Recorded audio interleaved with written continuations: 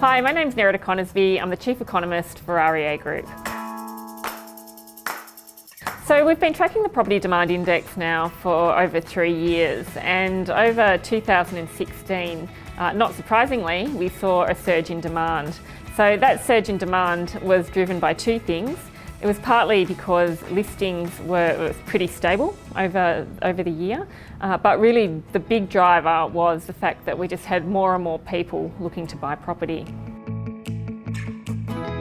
The results for 2016 show very, very strong demand. So we saw a peak in October, it remained pretty stable in November, so that coincided with strong price growth.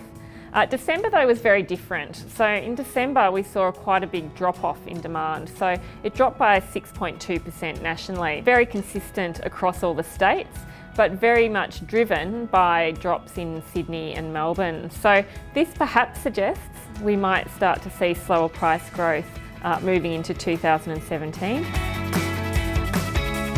Tasmania had the highest growth in demand, so demand surged by 41% over the year, compares to the Australian average of around 16%. Affordability was a big driver, so Tasmania is the most affordable state in Australia, and houses, particularly in places like Hobart, remain very attractive to buyers.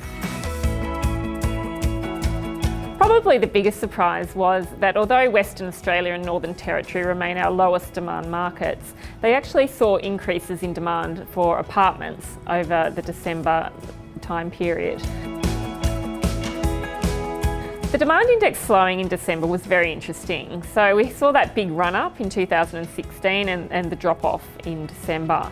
So what this suggests is that price growth will be more subdued as we move into the new year. There's a couple of things driving this. The first is that many banks are now increasing interest rates independently of the Reserve Bank, so it's becoming more expensive to borrow. The other factor that may be contributing is that we saw that slowdown in economic growth in the September quarter, so that may also be a bit of a driver.